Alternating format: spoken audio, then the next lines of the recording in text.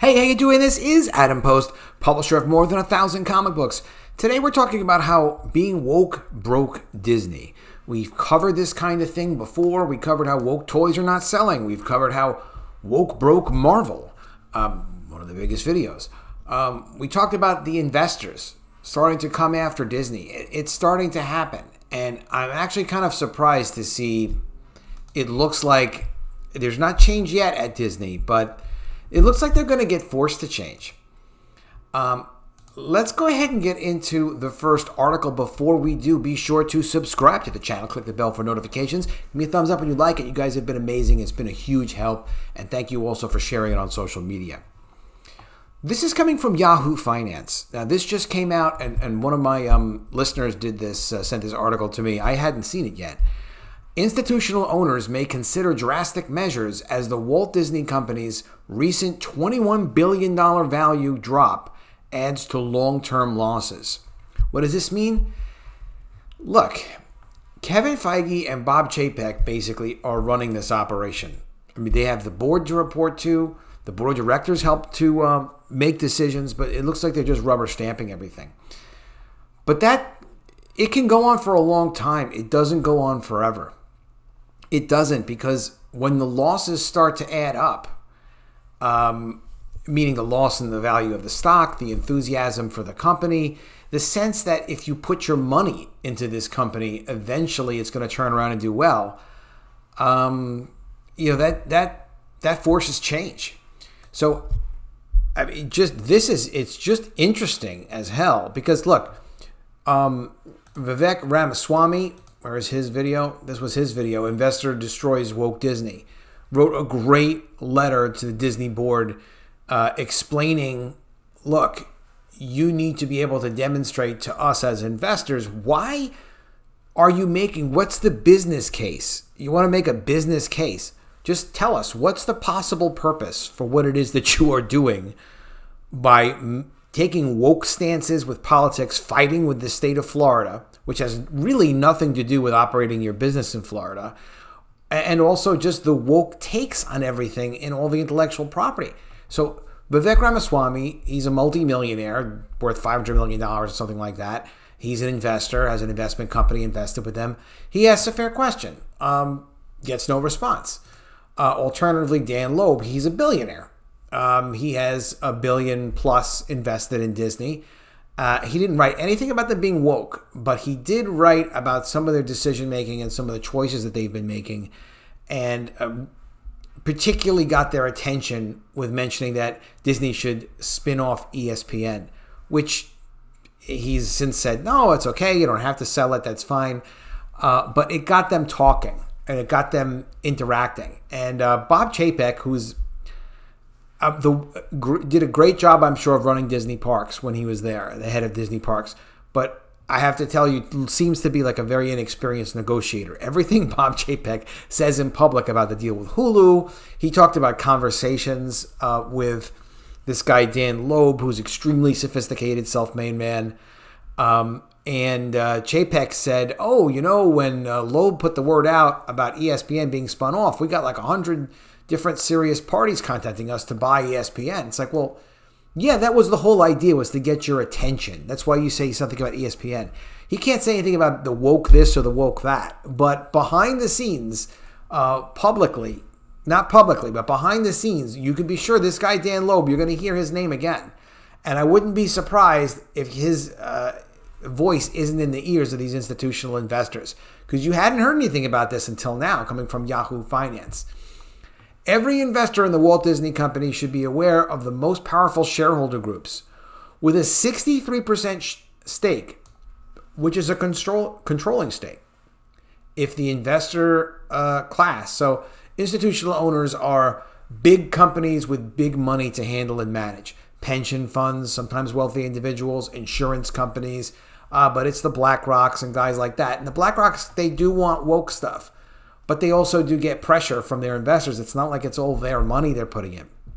So the institutional investors with a 63% stake in Disney really control Disney. The board does, but the investors can change. They can do a lot to change the management of a company. Let's put it that way, if they're speaking in unison.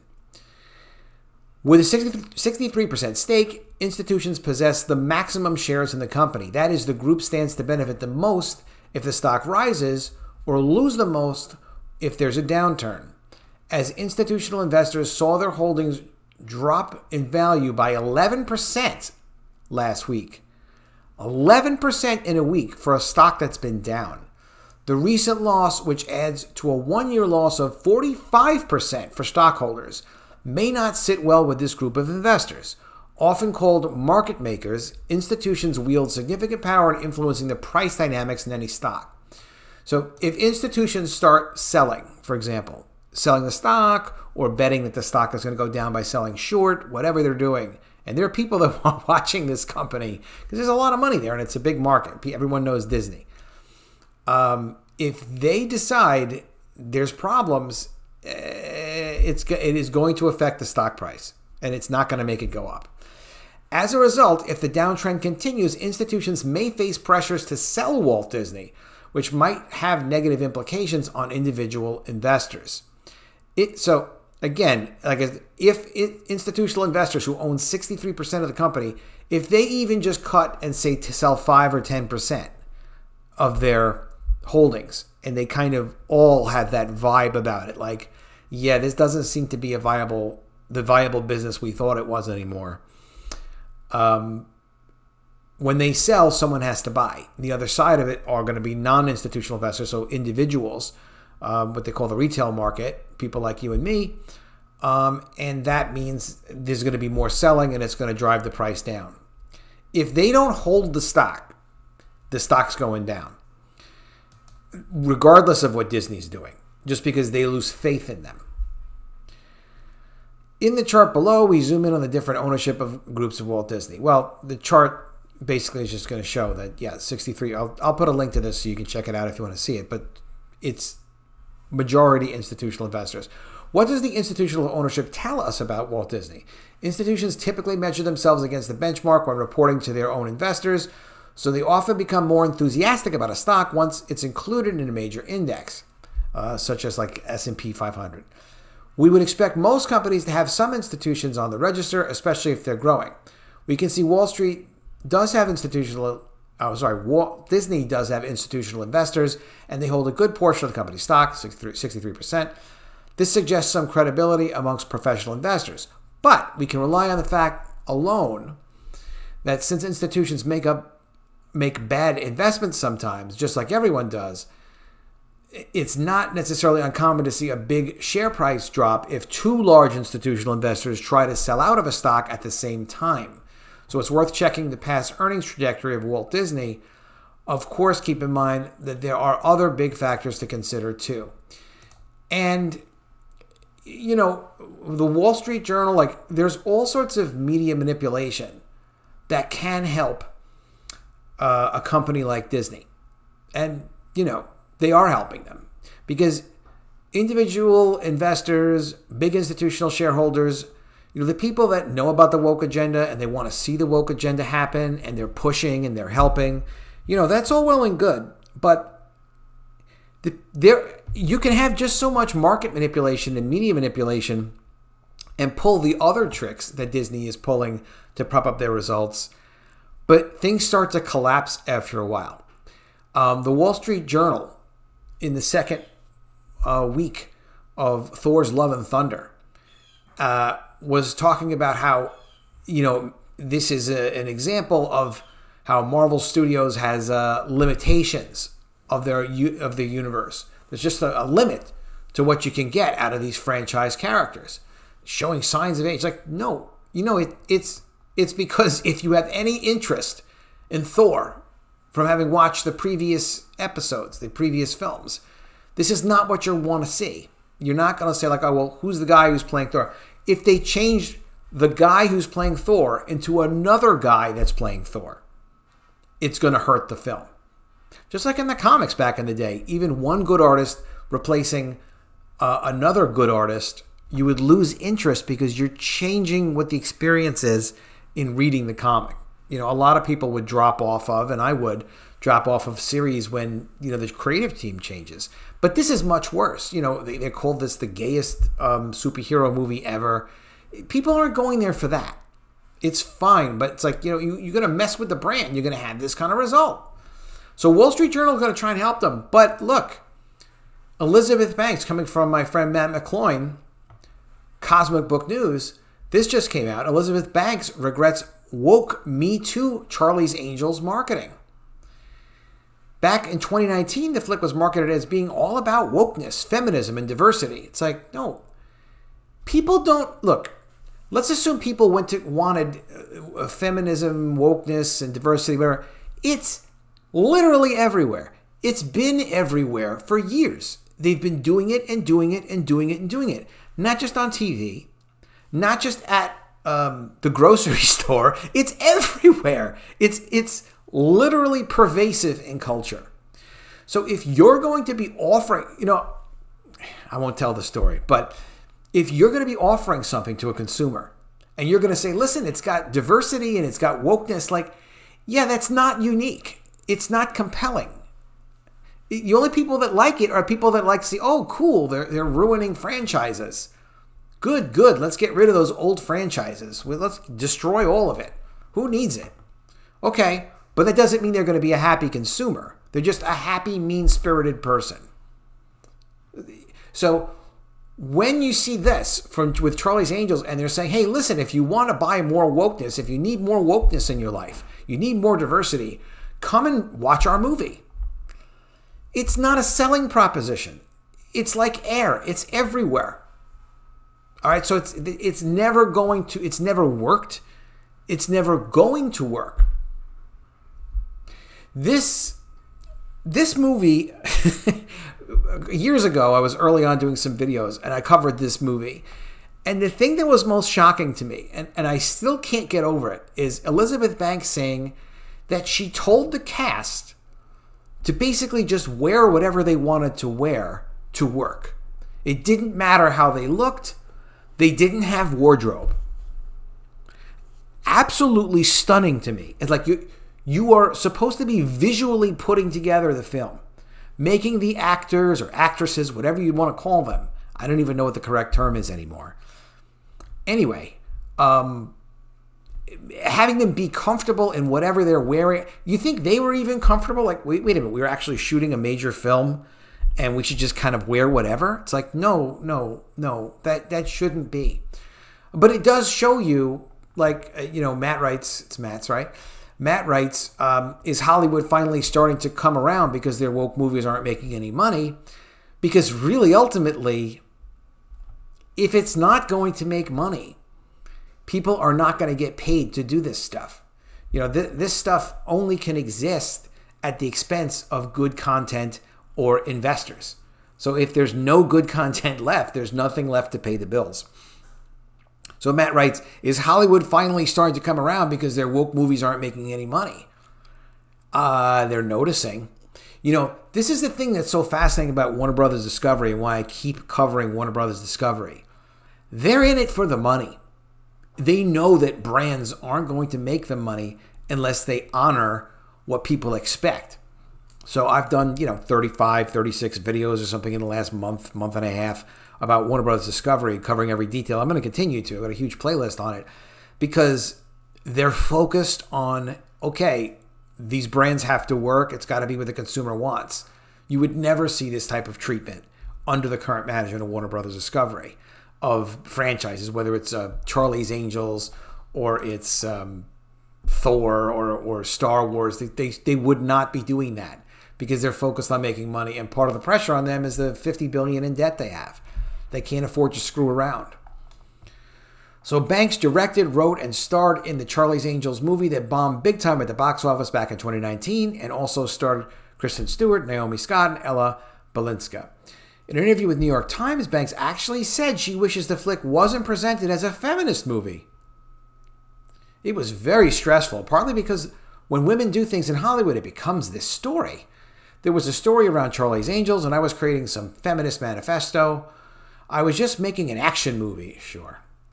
I would have liked to have made Mission Impossible, but women aren't directing Mission Impossible. Something tells me no one's going to give you the Mission Impossible franchise after what you did with Charlie's Angels. which was successful before her. And it was fun and sexy. This isn't fun and sexy. And that's what Charlie's Angels, that's part of the Charlie's Angels brand. If you take fun and sexy out of Charlie's Angels, this is what you get. It's ridiculous. It's ridiculous. So investors are aware, and they're starting to notice. And as far as it relates to Disney, they're in big trouble. They may not be able to turn this around. Not before a complete collapse. I would, when Disney announced that they were doing Disney Plus, I was very confident that Disney would do well. Because even though they had started with some of the woke garbage and they did Captain Marvel, I don't really consider Black Panther to be woke. It's just he's a black superhero. He always has been a black superhero doing black superhero stuff. I thought it was an okay movie. Not a great one, not a terrible one. It was just okay. And it happened to do very well because it hit like the cultural zeitgeist and had a lot of promotion. Fine. And so you could do a sequel to that and keep it like within its brand and the expectations. As long as you're fulfilling consumer expectations. That's why if I do a woke video about Marvel movies or whatever, good idea, I should probably do one. You're not going to see Black Panther. I'm not going to represent Black Panther as woke. That's not a subvert your expectations. Let's screw with the super fans of the brand. Not at all. Captain Marvel, of course. Thor, of course. Rey from Star Wars, of course. She-Hulk, of course. Of course. But time is really limited for Disney because I really, really thought what they had with Disney Plus was going to be something special. And they have had some early success with it, but they've even announced now they're not focusing on hitting larger subscriber numbers so much. There's talk of them canceling the Disney Plus shows. Why are you talking about canceling Disney Plus shows? You have Star Wars, you have Marvel. How could these be not successful? How is it even possible to produce something not successful? Give them a chance, they'll do it. From the Direct, Disney Plus boss gets candid about show cancellation concerns. Disney Plus has been experiencing incredible success ever since its launch in 2019, and this was mostly due to the influx of content from Star Wars and the Marvel Cinematic Universe. Actually, no, it was mostly due to Kevin Mayer, who's a vice president at Disney, who was responsible for launching Disney Plus.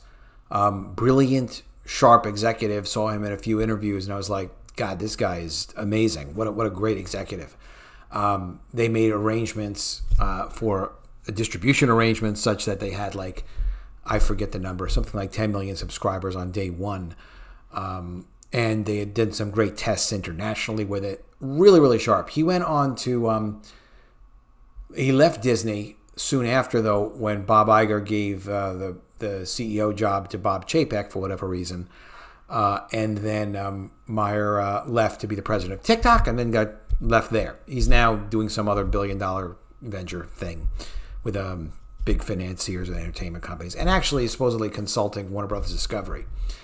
But no, it was rolled out very, very well, very effectively. And the great advantage that Disney has is they have a library, they have brands that have been good up until the last couple of years, and things that people care about. So they'll of course they'll support a streaming service. Why not?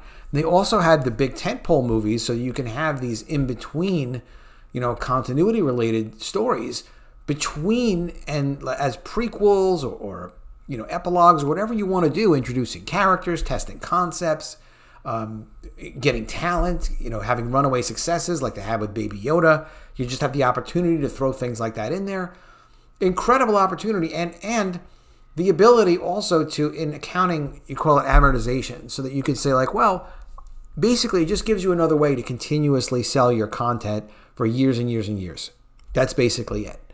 How can you go wrong with that? You really can't. But now they are.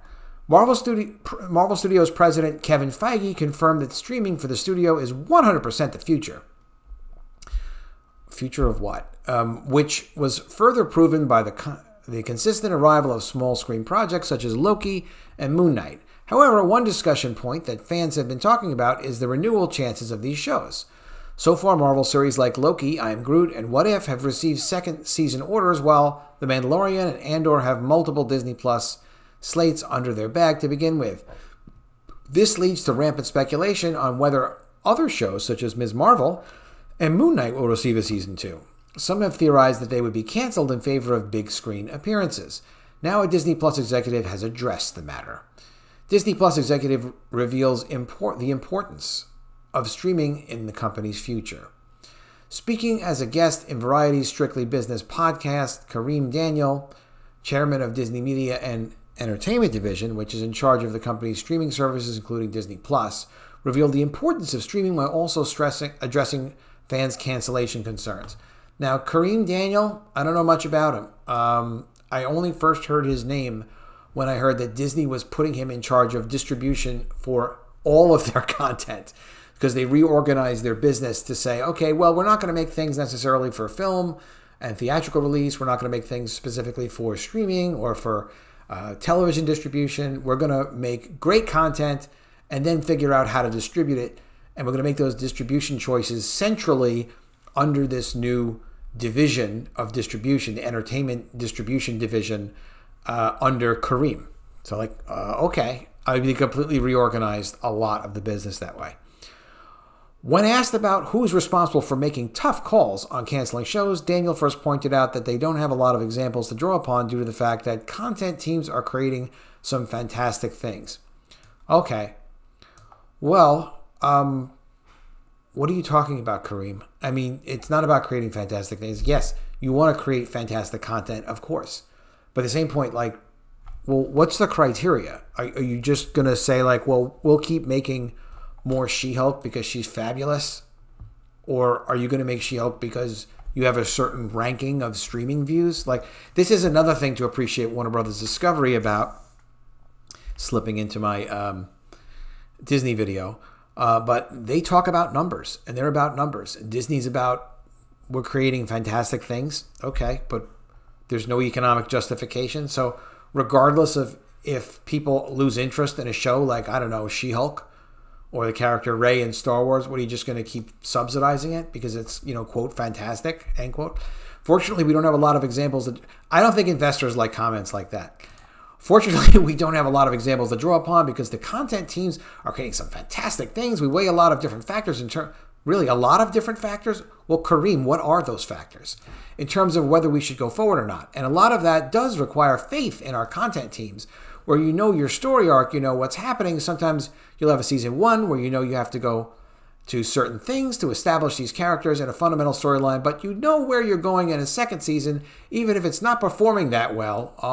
Okay. And that first season, or as well as we would like, what it's going to do in the second season and what it's going to yield benefits because that library will maintain. See, this amortization thing I was telling you about. They can just justify things.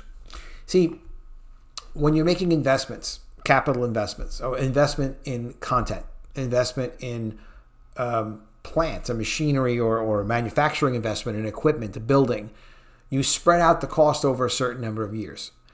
And the killer app, the amazing part of the streaming service is you can directly make the argument to investors to say, listen, we might be producing a terrible TV show, but it's fantastic.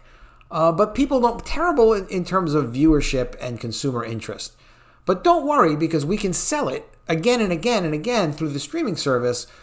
Instead of what we used to maybe say we could do in syndication, like offering it as reruns to lower end channels and getting a little licensing fee, maybe we could offer it as reruns for 5 years or 10 years or whatever.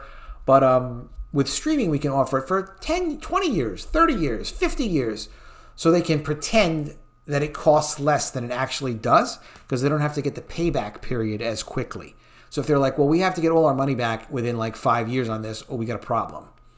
Now they can fudge their numbers and say, oh no, we've got 30 years on She-Hulk. It's going to be fine. It's not going to be fine.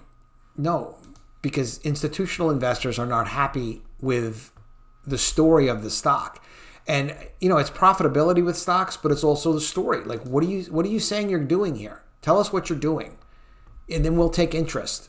But we need to know, really, what's your strategy? You're going to make fantastic things? The strategy that the library will maintain is like when people are excited, like, oh, cool, they're doing their own streaming service. Let's invest in their company. They seem like the streaming service is going good. That's the library will maintain. But they need to have results individually for these shows. They need to have social buzz where people are interested in the shows and viewership. There is viewership on streaming services. There are viewership reports. When we're talking about the streaming service, it will be there. That's something we really rely upon for our content teams for certainty. Okay. So they're basically telling their content teams, don't worry about results. Just worry about making fantastic things, which equals a lot of woke content. They're not going to have the capability to produce a lot of good content. I mean, they are losing the capability of doing it by producing all of this junk. You need layers and layers of relationships, management, people that get the job done, great employees, great subcontractors. That you need those teams in place to produce stuff. Money doesn't matter as much as relationships do. You have to have the people you can count on. They're not going to have people they can count on to do good work. But ultimately, we do have a responsibility in driving growth for these platforms.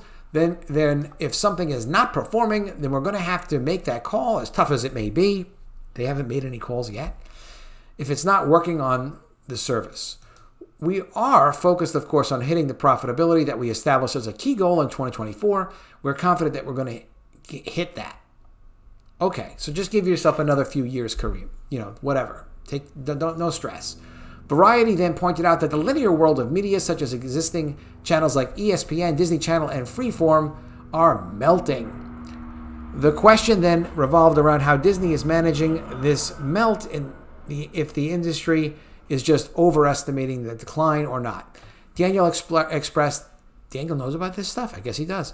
Daniel expressed that looking at industries is important, noting that the Walt Disney Company has exceeded and even led those industries despite challenges that may occur. I'm getting a little nervous. This is worse than I thought it was. I haven't read this article until I'm reading it with you guys right now. If you own Disney stock, I don't think you should anymore. And I don't make investment suggestions or give investment advice. I'm not technically qualified, and I think you should do your own research, but I do not like what I'm seeing. I often think that looking at industries is important, but if you look at historically what the Walt Disney Company has done. What? What does it have to do? Yes, Walt Disney was a very big pioneer, but what does it have to do with what you're doing literally now, which is inconsistent with what you did in the past?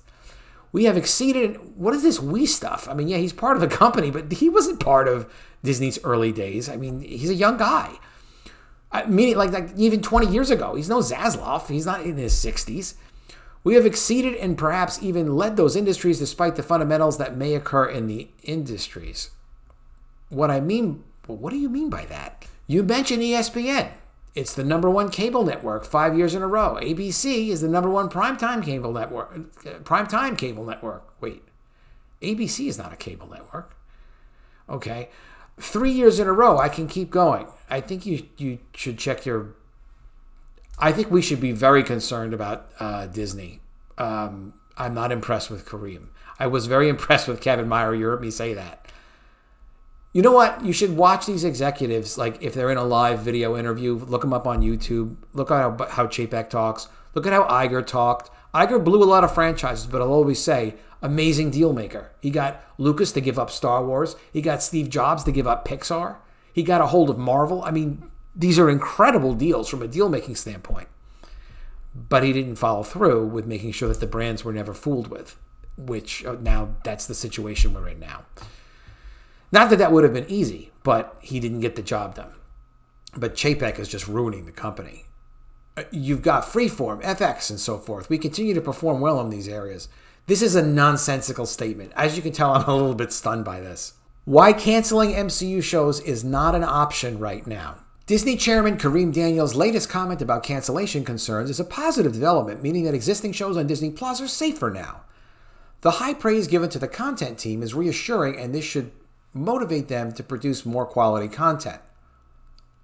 No, because they're not being directed to what's important. Like feedback from people who are discussing the shows. At this stage, Disney Plus is a well-oiled machine that doesn't seem to be fazed by the competition, especially since its barrage of new content outside of Marvel and Star Wars. For example, High School Musical, the musical series, which is not something I would watch, but it's been a very successful brand, and that makes a lot of sense to be on Disney Plus. But I assume there's singing and dancing. If you went to watch that show and you were a fan of the High School Musical film series, and there wasn't singing and dancing on that show, and they instead just did something different, like an action drama or a drama or something, and no music, no dancing, they'd have a big problem. While other new series like Baymax and Cars on the Road are off to a great start audience-wise. It may come to a point eventually that cancellations will need to occur. Well, like every distribution of content method, whether it's sequels in films or television on broadcast channels or cable channels or what, everything always stops eventually. There's no series except so far The Simpsons. I think maybe there's a couple others, but everything stops eventually. Investors are they had better hope investors don't read this. This makes absolutely no business sense. Well, it comes to a point. Okay, all in all, given the confirmation that streaming is a huge part of the House of Mouse's future, it's widely expected that more high quality content will arrive sooner than later. I've never. This is disturbing. Get away from Disney. They are destroying themselves. In the immediate short term, you probably remember this article from Wall Street Journal, Disney's new pricing magic, more profit from fewer park visitors. I covered this in another video, but this is not surprising. Chapek knows the parks. Bob Chapek, CEO, whatever, president of Disney. And he knows that once people are in the parks, they're trapped. So you can reduce food portions. You can stop providing services. You can have the park be messier. You don't have to fix as many of the rides. You can increase prices for things. You can tell seasonal pass holders, hey, you can't use your passes the same way that you could in the past. And annual pass holders, you can give them less for the money. And that's what they've been doing. And it's been generating extra cash flow. They made like $2 billion in profit in the last quarter on that. $2 billion in profit is actually quite a big sum of money because it looks like they do like $30 billion a year in this division, roughly speaking. So that would be roughly, again, rough, but $8 billion profit? $8 billion profit out of $30 billion in revenue? That's incredibly profitable. But a lot of the park goers don't like it. They're not having fun going there.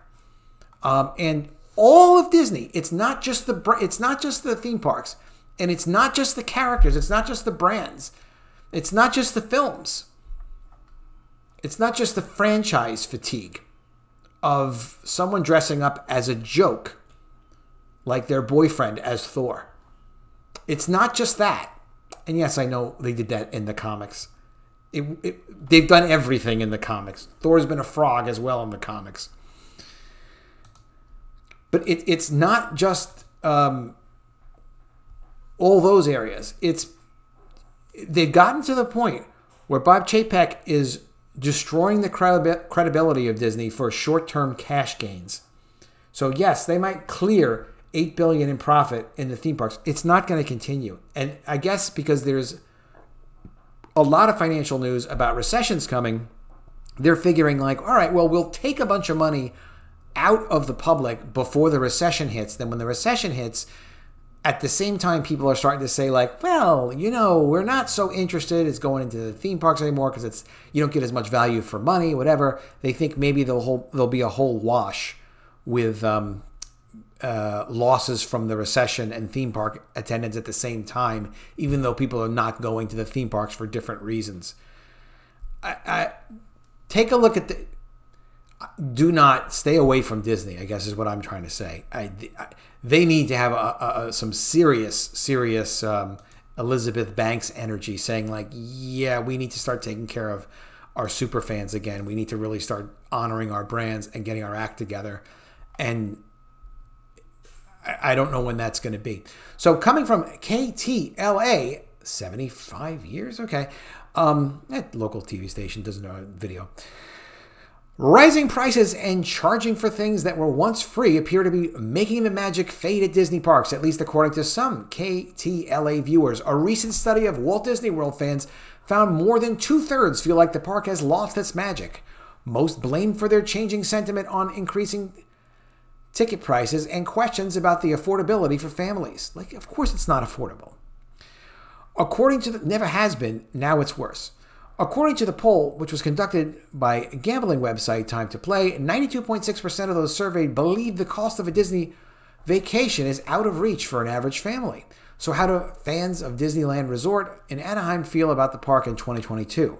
Utilizing both comments on our social media pages as well as an Instagram poll, fans of the original happiest place on earth are also feeling a sense of loss. More than 18,000 people, that's a lot, responded to our unofficial, unscientific Instagram poll, with 76%, more than 14,000 of respondents saying the magic's gone. Commenters cited the confusing Magic Key system with blackout dates and required reservations as one recent change. This must be evil things that Bob Chapek has been thinking about doing with the theme parks forever, saying like, look, I can boost the profit, just let me do this, and never allowed by Iger. And then finally, he can do whatever he wants. As one recent change that makes a day at Disneyland feel less spontaneous, losing free access to fast passes as the park shifts towards its Genie Plus, and Lightning Lane experiences was another hang-up for some Disney fans. A small percentage complained. By the way, you're not hearing this about the Universal parks. I wonder why that is. Because they run a more of a steady, sensible business. But let me know what you think in the comments below. Ultimately, though, it comes down to a price for the vast majority of people who chimed in. That's okay. So standard Disneyland tickets range between $134 and $164. I mean, that's a little pricey. Through the month of October per Disneyland's website. For some, especially those with large families, it's just too much to justify. Park admission for a family of 4 is almost $1,000. I mean, parking, food, gas, and souvenirs, at least another $500. I don't know about other people, but my job hasn't raised pay to cover the rising inflation. One Twitter reader wrote. For many of the cost, could you imagine? I mean, I haven't been in quite a while, but $1,000 for a family of 4, for what? And there are other reports that many more rides are down than ever. You know, and the park isn't as clean as it used to be, because that's how you get $2 billion out of. That's how you get $8 billion in profit, roughly, out of $30 billion. That's an astronomical percentage of profit for something as expensive to operate as all the Disney parks are. So they need that money to soften the bad results from the other areas of their business. For many, the cost of tickets in 2022 can't come close to compare to what they paid years ago. When I went to Disneyland a couple of months back, I spent about $300. That included the ticket. When I was a kid, the admission for an adult was $30. Now it's $149, another reader responded. For comparison, Universal Studios tickets range from $109 to $129, which is still very expensive, but not ridiculous. Maybe sort of silly, but not ridiculous. And even if prices weren't climbing, new costs and restrictions are putting a damper on the experience for some. Quote, it's not just the entry tickets that are steep. You have to pay for fast passes now. They restrict when you can hop parks. They nickel and dime guests, which is a terrible feeling. It really is. It's awful. It's like you just want to go and kind of forget everything. And here they are, that you know that they're banging you out every time they have the opportunity. And that there's guys sitting around deviously thinking about, you know, a little extra for this, charge a little more for that, give them a little bit less at this, and smaller food portions. And maybe we just make the drinks a little smaller. Price of food and drinks is also crazy. And no matter where you go, the park is packed. One reader wrote, having Fast Pass and now their new line shortcut system where you have to pay extra are the big downsides, another said. Many annual pass holders, some of the most loyal Disney enthusiasts, and these are the Superfans. Same as when they go and they start ruining brands. They want to mess with Thor. They want to get Robert Downey Jr. off Iron Man. Don't care what the Superfans think. Not important.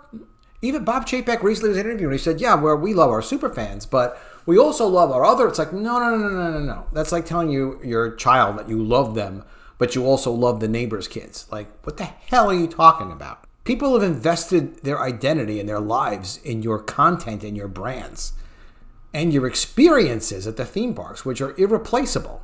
They say they won't renew their passes until the price of the new Magic Key system comes down to earth, back to the level of their beloved AP memberships, annual pass holders. Quote, I had a pass for years and I let it expire a few years ago. As things are right now, I would not get a pass again. Prices have always been high, but it wasn't so blatantly a cash grab. One former AP holder said, it's this stupid reservation and paying extra for Disney Magic Plus, etc. We've been annual pass holders for over 25 years before this nonsense. Keyword had, a Facebook user wrote. Still, though, there are plenty of other Disney devotees who still feel the magic. Quote, I'm a Disneyland annual pass holder and my daughter and I just did a week at Disney World this past summer. They must be well-to-do. Neither one is cheap, but both are magical and amazing experiences, a Facebook user wrote. Another reader wrote, Disney has always been expensive, dating back to the park's old ticketing method that allowed for cheaper entrance but required tickets to be purchased for individual rides. One reader who is not too happy with the results of the Walt Disney World poll and used a few pejoratives to get that point across said, quote, the parks have millions of visitors and this survey was a minuscule amount of Disney guests. Okay. There was no shortage of Disney magic when a TikTok influencer recently surprised a 97-year-old veteran with a trip to Disneyland in a video that has brought tears to the eyes of millions. Disney parks don't seem, and probably a lot of followers to the TikTok influencer. It's all for money, right? Disney parks don't seem to be suffering from a lack of demand. Reservation days are still being snatched up, and Magic Key passes are selling out. And although attendance is actually down compared to before the pandemic, profits are soaring according to the Wall Street Journal. That's the article I was just showing you, this one. Yep, not this one. The other Wall Street Journal article talking about the prices. If you increase the prices high enough, as long as you don't run people completely out of the parks, then you're going to do just fine. You're going to make money. Except you're destroying the experiences for the brand with millions of people. And also people talk about this kind of stuff. So, people will tell their friends because they're frustrated. You don't want to be a topic of conversation about something negative. Not if you're in the happiness and the brand business. Disney is concerned less about how many people are coming to the parks and more focused on how long they stay and how much they spend while they're there, the Journal wrote. So the magic is gone to Disneyland? It depends who you ask. But Disney's ability to change, update, and think of new ways to change the experience while keeping demand high and maximizing profits is arguably its own form of sorcery. Yes, Bob Chapek is doing some sorcery, but he's destroying the core. The core is something that's always been there. That's the basis for the brand are the superfans. The fans that care about the characters and care about the stories of the characters and the history and the canon, which is why writing is just as important as art. It's why continuity is just as important as well-written and well-drawn comic books or well-made films and TV shows. Breaking Bad was a great series recently. Star Trek, a great series. These shows and these series become part of people's lives. They become like the dramatic part of your life experience that maybe you're not a big risk taker, but you watch Walter White and you're like, oh, this is cool. You kind of experience it through him. And when they change these characters and when they change the identity of what the character is all about, and they do it so transparently and so absurdly, people lose interest. It's not even a matter of like or not like. It's a huge disconnect where the connect was there, sometimes for years, especially going on with the Marvel characters, but sometimes for years, sometimes for decades, caring about this character, especially something from your childhood. And it just becomes ruined.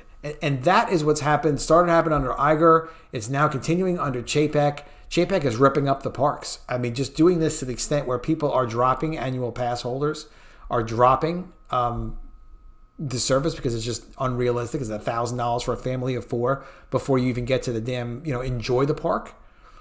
It's outrageous. So that's my take. And my take of why they're doing this. They know this was from 5 years ago. Marvel executive says emphasis on diversity may have alienated readers. This is an article from The Guardian. I'll do a whole separate video on this where a Marvel sales executive said, the comic book store owners are telling us, stop it with all the diversity stuff. It's really, really making consumers uncomfortable. They don't want this content. It's never been a boon to their business. It's never increased sales. It's never created extra interest. It's always just eaten away at the core of what people care about and what people like, up until the point where sales completely drop off and their brands are destroyed. The hustle can't go on forever. It can't. When you have other companies producing, like we used to do back in the day, you're producing competitive content, like whatever's going to come out of the DCEU under new management, I don't know how Marvel's going to be able to sustain it. I don't think they can. And I am very underwhelmed. I haven't seen a lot, but what I just saw, that interview with Kareem, the distribution head at Disney, is absurd. I mean, there's a way to sound compelling. There's a way to sound confident. There's a way to sound commanding as an executive and convey information. Kareem don't have it. That's just my take. Let me know what you think of all this in the comments below. Please do be sure that you're subscribed to the channel. Click the bell for notifications. I will see you again soon with another video, and if I don't see you, I will miss you.